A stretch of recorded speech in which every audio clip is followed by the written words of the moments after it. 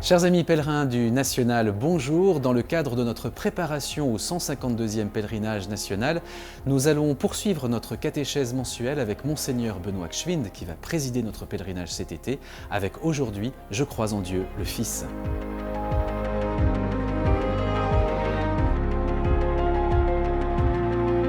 Je crois en Jésus, Fils de Dieu. Au sein du credo, il y a une petite phrase qui nous parle de Dieu le Père, une petite phrase qui nous parle de l'Esprit, une petite phrase qui nous parle de l'Église, et il y a un grand développement sur le Fils de Dieu, Jésus. Comment ne pas penser, en évoquant ce passage-là du credo, au petit enfant qui, chaque année, devant la crèche, va déposer l'enfant de Bethléem dans la mangeoire. Comment ne pas penser au petit enfant qui montre du doigt l'homme crucifié, planté sur la croix, dressé au cœur de son village. Comment ne pas penser à celles et ceux qui, chaque jour, font peut-être plusieurs fois par jour même le signe de la croix, au nom du Père, du Fils et du Saint-Esprit.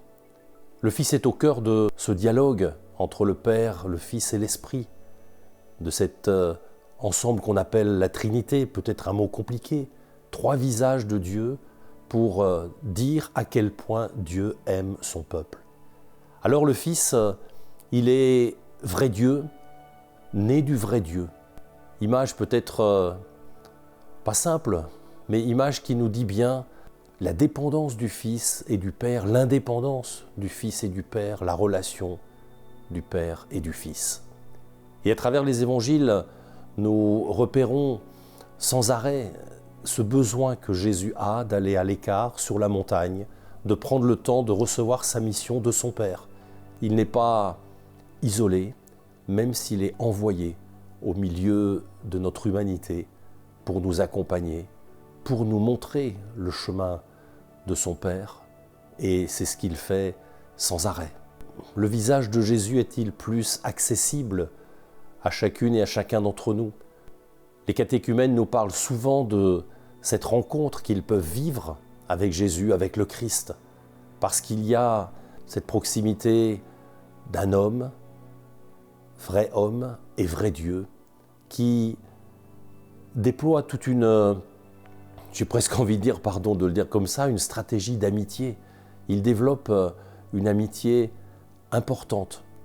Et Jésus va jusqu'à dire « Je ne vous appelle plus serviteur, je vous appelle mes amis ». Alors effectivement, l'amitié avec le Christ, elle est utile, elle est nécessaire, elle est une amitié qui nous permet de grandir dans la rencontre de Dieu. Elle est une amitié qui nous permet d'accueillir l'Esprit. Elle est une amitié qui change nos cœurs et nos vies. L'amitié avec le Christ, et je crois que c'est le pape Benoît qui disait cela autrefois, il disait « N'ayez pas peur de l'amitié avec le Christ n'enlève rien, il donne tout ». Alors effectivement, le Fils est à la fois celui qui va relever le boiteux, guérir le malade, ouvrir les yeux de l'aveugle, faire parler le muet.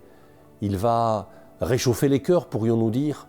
Il va en tout cas permettre à chacun d'avoir une vraie place en face de Dieu. Il va nourrir les foules. Il va aller jusqu'à la croix pour que nous soyons vraiment des vivants. Alors la croix ne peut jamais être gommée dans une vie de chrétien. Le Fils est crucifié, il est mort, mais il est ressuscité. Et c'est ce que nous redisons au cœur de chaque Eucharistie. Il est grand le mystère de la foi. Nous annonçons ta mort, nous proclamons ta résurrection. Et nous attendons le retour du Fils. Alors le retour du Fils, il est ce compagnon que nous retrouvons aussi dans l'évangile de Luc au chapitre 24, ce compagnon d'Emmaüs. Il marche avec ses deux compagnons qui rentrent chez eux, tristes parce que Jésus est mort, tristes parce qu'il ne s'est rien passé, tristes parce qu'ils n'ont pas compris que la résurrection allait venir, et ils revivent avec Jésus quelque chose d'assez exceptionnel, c'est cette relecture de toute l'Écriture pour comprendre qui il est. Et comprendre qui est ce Fils dont nous disons au cœur du credo « Je crois en Jésus, le Fils de Dieu. Comprendre qui il est nous demande d'ouvrir l'Écriture, de relire l'Écriture, de comprendre pourquoi Dieu, le Père, envoie son Fils nous sauver. Alors, sur la route d'Emmaüs, à l'auberge, au moment du repas, c'est au geste du partage du pain, au geste eucharistique, ce geste que Jésus a fait avec ses disciples lors de son dernier repas. Eh bien, ressusciter, c'est au geste du pain partagé que les disciples sur la route d'Emmaüs reconnaissent le visage du ressuscité. Notre cœur n'était-il pas tout brûlant tandis qu'il nous parlait en chemin? Oui, notre cœur peut être brûlant quand nous entendons le Christ nous parler en chemin, quand nous le nommons, quand nous le reconnaissons, et quand nous rejoignons, comme les disciples sur la route d'Emmaüs, la communauté de Jérusalem, notre communauté d'église, pour simplement dire voilà ce que nous avons compris de la foi, et entendre d'autres nous parler de leur foi en ce Fils, en Jésus ressuscité. Eh bien, nous allons nous retrouver bientôt pour continuer notre découverte de notre foi, croire au Père, croire au Fils. Prochain rendez-vous, croire en l'Esprit et en l'Église.